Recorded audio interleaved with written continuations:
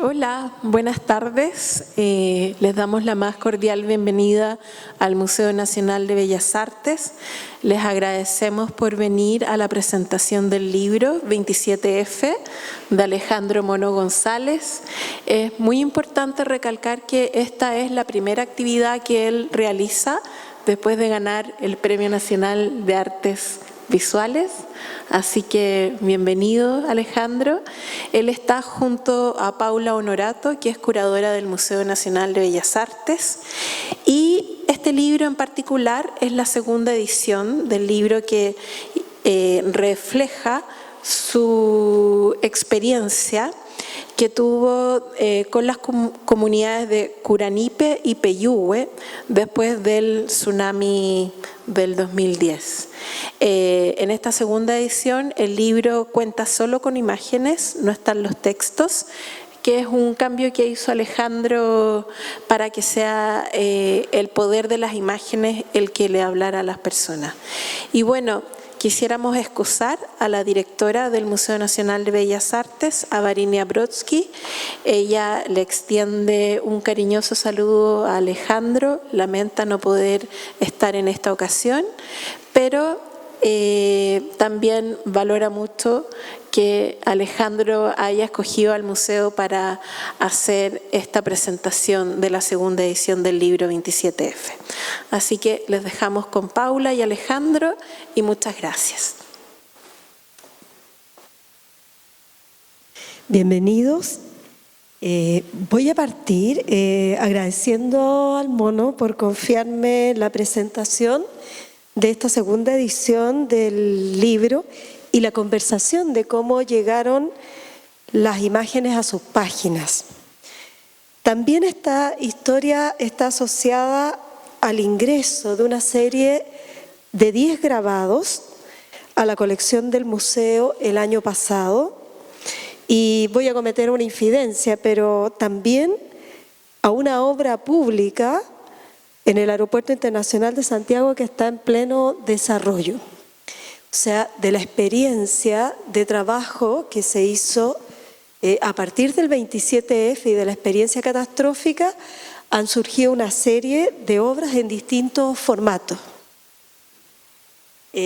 Justamente las imágenes de este libro deben su existencia a las experiencias catastróficas del terremoto y tsunami que el Mono conoció de primera mano durante la visita, en primer lugar, a su hermana y vecinos de la niñez en Curicó.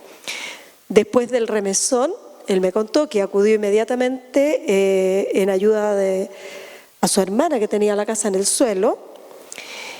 Y también estas imágenes que componen el libro fueron realizadas días después, cuando el Mono volvió al sur, en este caso a Coñaripe y Peyúgue, si bien hacer unos talleres de serigrafía, esto muy inmediatamente después del terremoto, talleres que fueron dirigidos a los artesanos locales de esos dos espacios.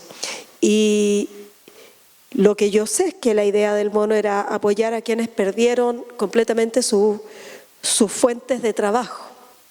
Entonces, estas imágenes recogen las experiencias, recogen las historias que fueron apareciendo poco a poco durante el desarrollo de esos talleres en las mismas zonas devastadas. Y me contó el Mono que cuando llegó con sus materiales, suponiendo que se pondrían a trabajar en torno al evento traumático recién acaecido, desde las prácticas artísticas los participantes le pidieron mejor que, ¿por qué no nos hace un taller de serigrafía?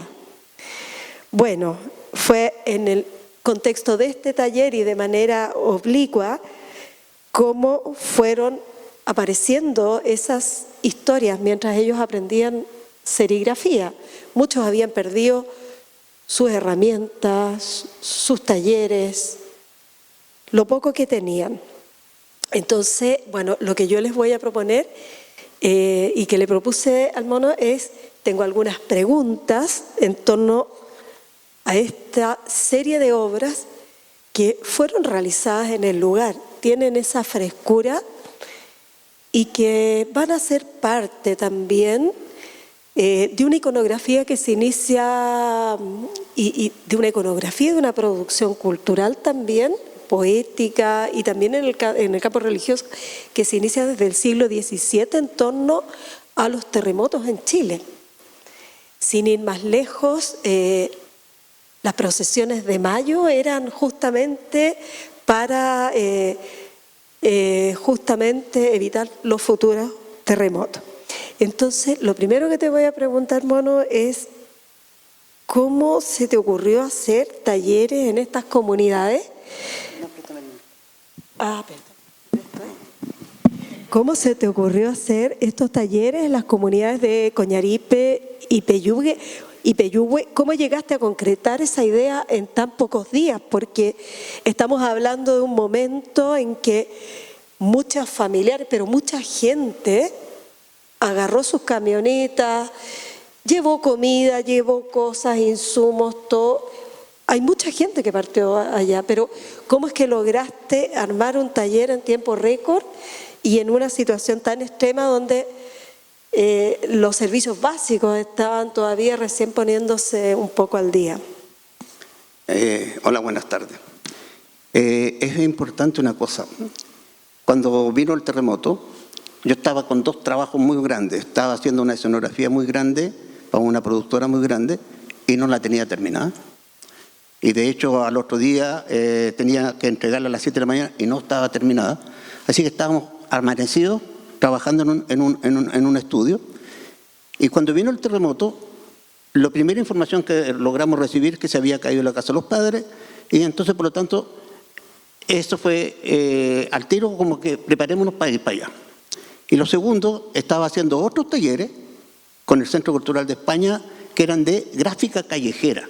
Y andaba casi en todas las comunas de Santiago, eran como 10 comunas, íbamos haciendo, no habíamos ni la segunda o tercera, y fui al Centro Cultural de España y le planteé, le dije, mira, yo quiero ir a seguir haciendo estos talleres allá. Me encontraron loco, primero porque lo que allá realmente se necesitaba era vivienda, alimento, seguridad en ese sentido. O sea, lo otro era, no era tan importante. Pero yo sé, porque habíamos ido con otro amigo que me hacía las producciones de mi trabajo, especialmente de estos talleres, que era el productor, y cuando fui a Curicó, vi la casa en el suelo, fui a Peyúgue y Curanipe con él en un vehículo y vimos todo botado. Saqué fotos, todas las cosas, y dije, no, acá. Y ahí me supe que los artesanos que estaban a la orilla del mar, las olas le había llevado todo, entonces dije, no, quiero trabajar con los artesanos, por último, que sea como parte de la terapia. Y los ofrecí acá y volvieron a decirme que era loco. Yo le dije, mira, no se preocupen, tenemos los materiales, tenemos las cosas. Eso fue lo primero, o sea, la decisión por ir a un lugar. Y con algo loco, ir a hacer arte en un lugar donde está todo en el suelo. Y ahí pasó lo segundo, que me empecé a preparar los materiales que andaba trayendo, que eran de muchos colores. Yo pinto con muchos colores. Y ahí me di cuenta de algo que fue muy importante. Se había caído la casa de los padres, vivía ahí solamente una hermana, y yo me di cuenta de una cosa. Me trajo a la memoria de la infancia, y en la infancia antiguamente, cuando había luto en la familia, las madres, cuando algún familiar cercano se moría, vestían enteramente de luto. En segundo lugar, los viejos o los padres o los hombres, un brazalete negro, o sea, negro. Las tarjetas de pésame son negras. Yo dije, aquí blanco y negro, punto. Y ahí empecé a trabajar y bueno, y aquí está, como se llama, las maquetas, en papel recortado.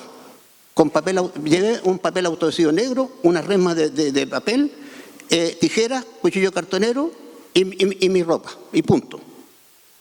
No llevé nada más. O sea, ¿por qué? Porque quería armar una línea editorial de minimalismo, de limpieza, de enfrentar la cosa, etcétera, etcétera. Entonces me marcó eso.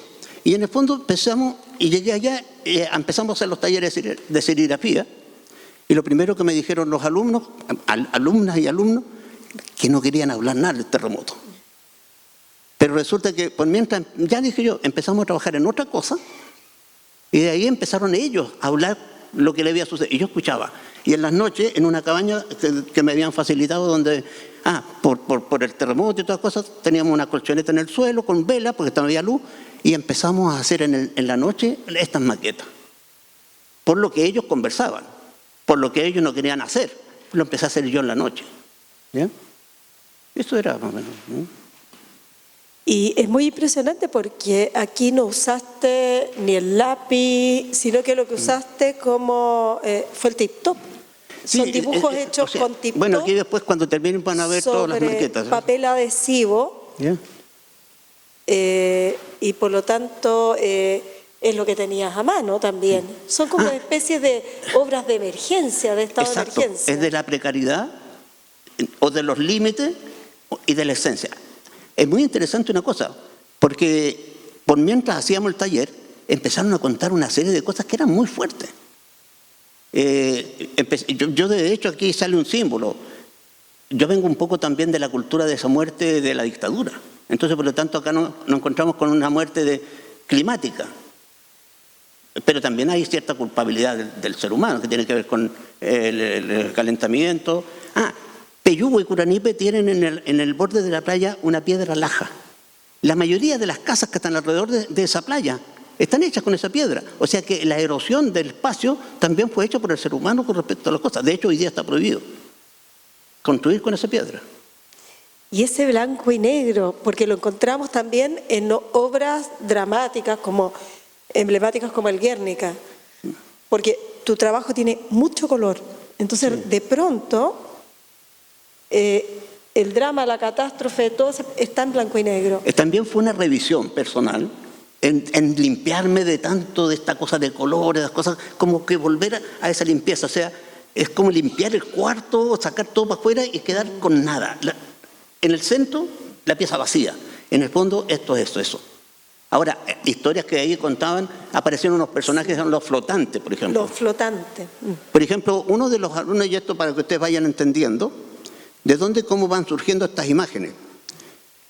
Había una muchacha que yo había conocido en Santiago, que era artesana, y que la encontré allá, y me empezó a contar, me dice que a las 2 o 3 de la mañana, cuando vino el terremoto, lo primero que aprendí es que la primera ola golpea, la segunda avanza y la tercera sí que fue la que inundó. Entonces, por lo tanto, hay como 3 ritmos en el espacio que están determinados acá.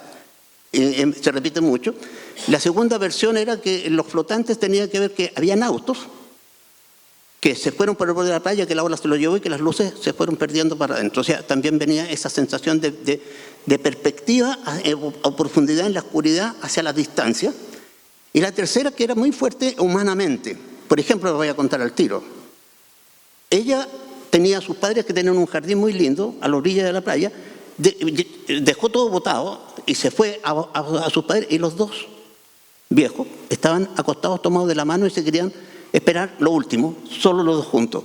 Los agarró a fuerzas, a garabato y a todas las cosas, y se los subió a un vehículo, los subió arriba del cerro, los salvó. Pero el otro día, cuando bajaron, ya amaneciendo, la casa no estaba, su jardín hermoso no estaba, habían algunos muebles desparramados y los vecinos estaban juntando los muebles. Ella pensó que le estaban juntando los muebles de ella y los vecinos se lo estaban llevando.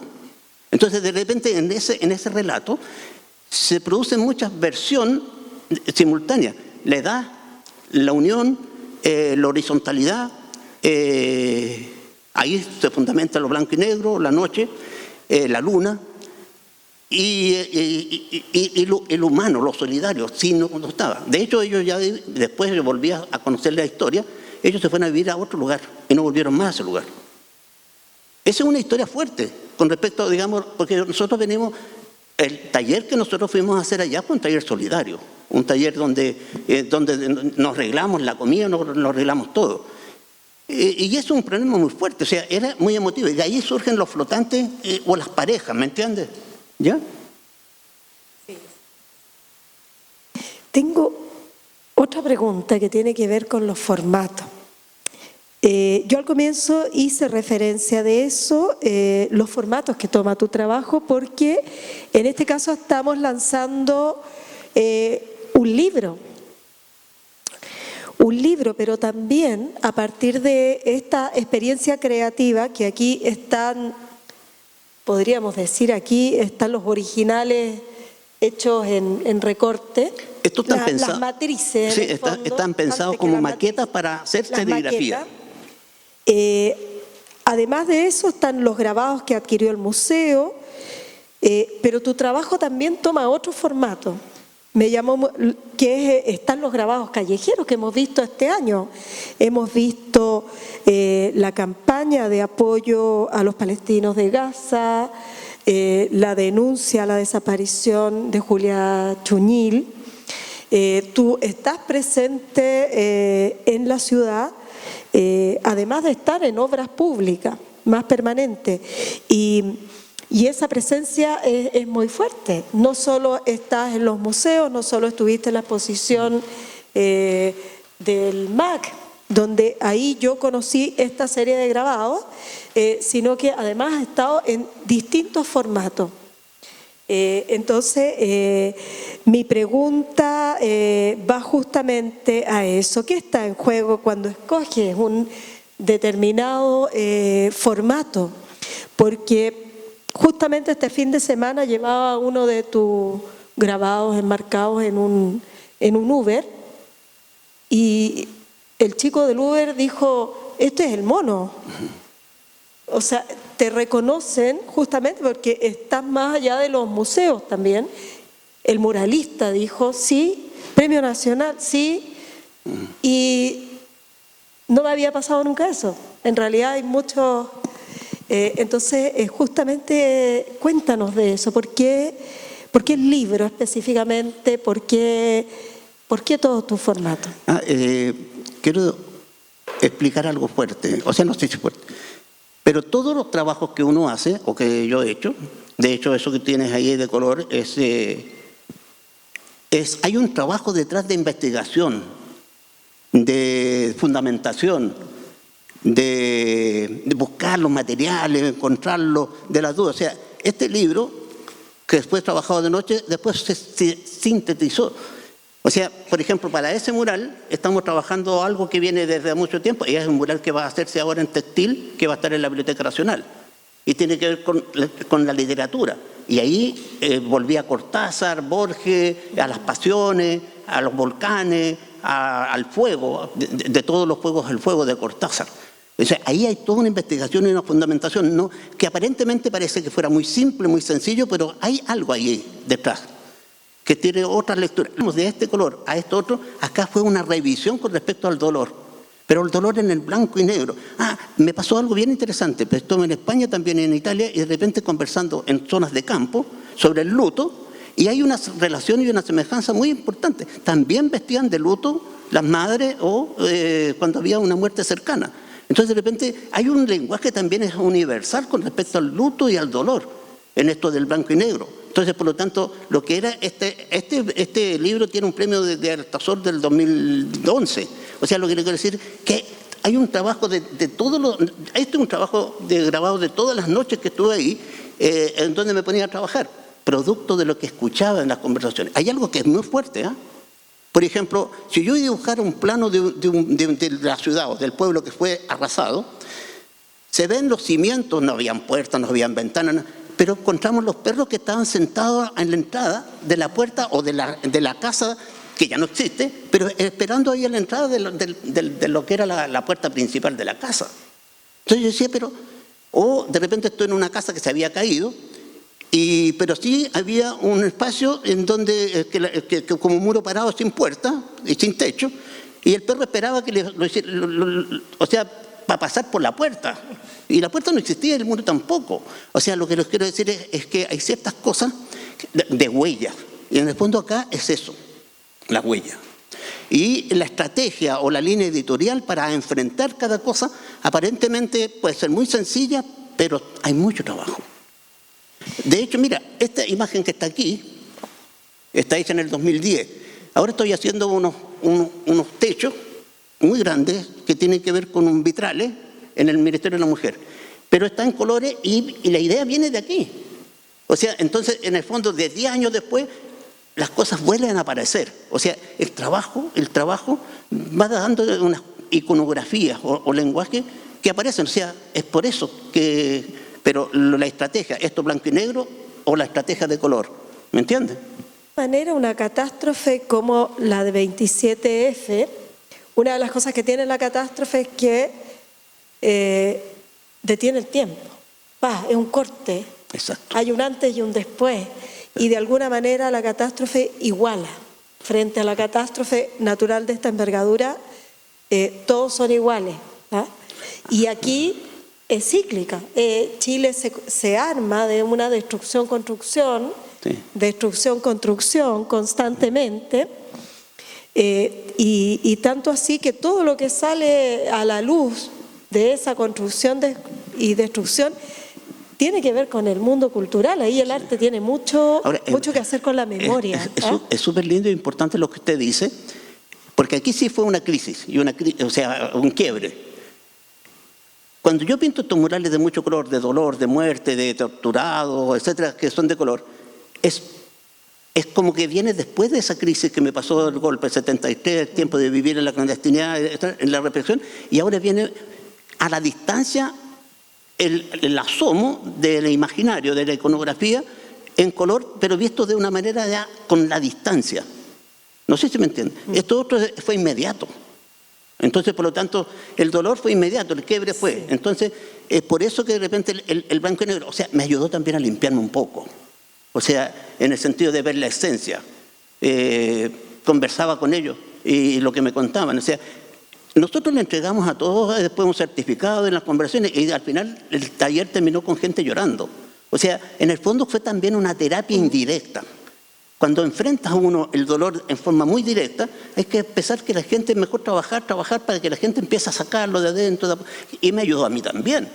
O sea, en el fondo, el trabajo que fui a hacer, en el fondo también fue un recorrido interno. O sea, pero además ese recorrido interno se produce en esto, ¿me entiendes? ¿Ya?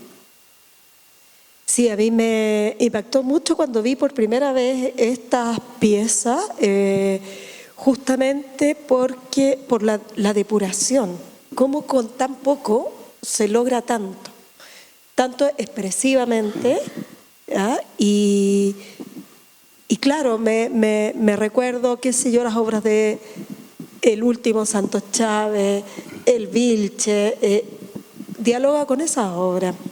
Bueno, ellos están presentes siempre. Santos Chávez y Vilche, especialmente acá hay un juego entre la masa, el negro, y también la masa del blanco, que figura y fondo, pero además el blanco es silencio, el negro a lo mejor puede hasta hacer ruido o grito. Entonces de repente es como un equilibrio entre esas dos cosas, pero el blanco tiene un juego fundamental. O sea, en el espacio, o sea, el aire o el cielo no es necesario decirlo o describirlo o pintarlo. Está, se siente. Y ahí está. ¿Entiendes? Y lo impresionante es que en toda condición se produce arte. Esa necesidad, sí. ¿Cómo la ves tú? Porque, claro, tú me dices en la noche, con velas, con estos papeles adhesivos, con un tip-top, pero la necesidad finalmente hace que estas obras son depuradísimas, o sea... Yo creo que necesitaba también, como terapia personal, creadora, limpiar de todo ese lleno de colores, de trazos, lleno de cosas, limpiar. Porque acá no necesitaban hacer grandes discursos, la cosa era vida y muerte. Fue, o sea, claro y oscuro, noche, luna, y eso. Entonces, por lo tanto, además ese día, es verdad, la luna en la noche era luna llena. Ese día fue luna llena y la noche estaba luminosa. Entonces, por lo tanto, acá, en Santiago, que nos tocó vivir, y al otro día en la mañana partimos con la camioneta directo al sur. Y ahí, cuando enfrentamos el sur, yo saqué muchas fotos, tengo muchos registros de fotos. Me pasó otra cosa. La primera visita que hice, y esto es fuerte también, porque hay unos perros de repente que aparecen aquí. Sí, es muy impactante la figura o animales. De los animales, ¿ya? Los animales muertos. Ahora, es muy importante una cosa. La primera vez que yo llegué ahí, que fue una semana antes, o una semana y después la semana después me dejé caer, habían perros grandes y chicos. Pero cuando fuimos después al final vi puros perros grandes. no habían perros chicos.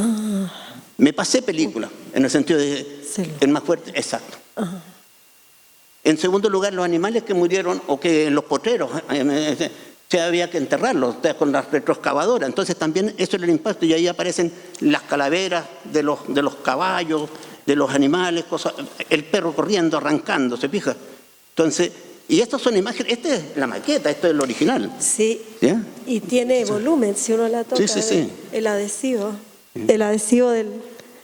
Precioso. Claro. Este tiene un premio Altazor 2011. Premio Altazor, sí. El trabajo, creo que entiendan una cosa, por qué estamos haciendo esta presentación de este libro.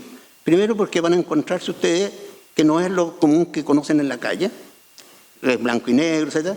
Y de hecho, desde el aeropuerto estoy cerrando... esto lo voy a confesar ahora. ¿Confiesa? No, lo que pasa es que estamos haciendo una imagen del aeropuerto que son puras cabezas. En mi opinión, es como el último vuelo. En el fondo también es un homenaje a los que tiraron al mar en los vuelos.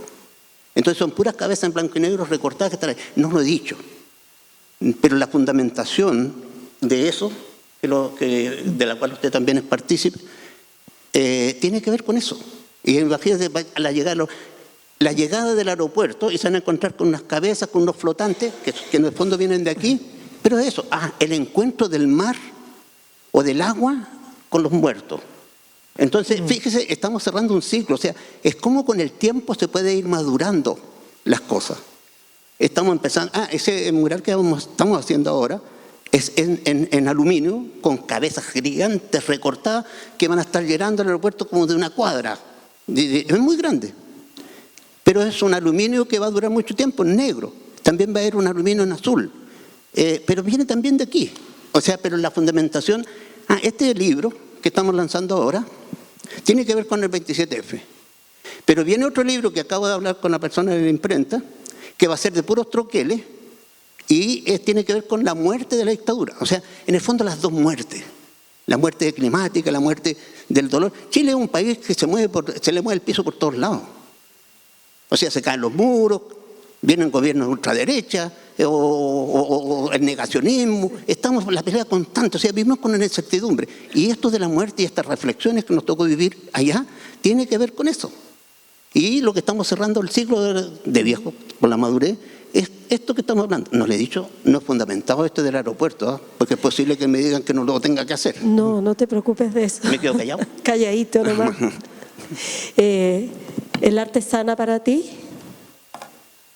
¿El arte sana? Sí, claro. Y el libro termina esto con esto. Y el libro que viene ahora, el otro, tiene que ver con el troquel de las figuras. O sea, si ustedes van viendo, ¿entiendes? Bueno, también trabajamos la figura del fondo. El arte sana. Si lo digo ahora, y en este conversatorio, todo esto que estamos conversando, de alguna manera es parte de una terapia social que tenemos que vivir todo, y creo que nosotros, los que trabajamos en el arte o con la creación, de alguna manera también sensibilizamos. La presencia de nuestro trabajo en la calle tiene que ver con eso. Es la línea de la fundamentación de vida, de trabajo que hemos estado siempre haciendo, aparentemente algo muy sencillo, algo mejor, sin ninguna importancia, unas cabezas y unos ojos, unas cosas. Hay algo detrás de eso, de esa expresión. Entonces, por lo tanto, esto que es blanco y negro o lo otro de harto color, de alguna manera es una revisión permanente que nos tenemos o no estamos nosotros como... Yo no creo mucho en el taller, o sea, no trabajo en el taller en la intimidad, reflexiono sí, pero lo que se expresa en la calle, en lo público, el libro es algo público. La imprenta, el papel, la circulación, la distribución, es el papel, pero es público, es social. Nuestro trabajo es social, y en eso es social. Bueno, yo creo que tenemos harto trabajo que hacer en los próximos años. Ojalá. Sobre todo... Viene duro. Al parecer, sí. La cultura tiene mucho que hacer y ojalá que esto se entienda. Y tu trabajo, yo estoy muy contenta de que esté en el lugar que tiene que estar. Así que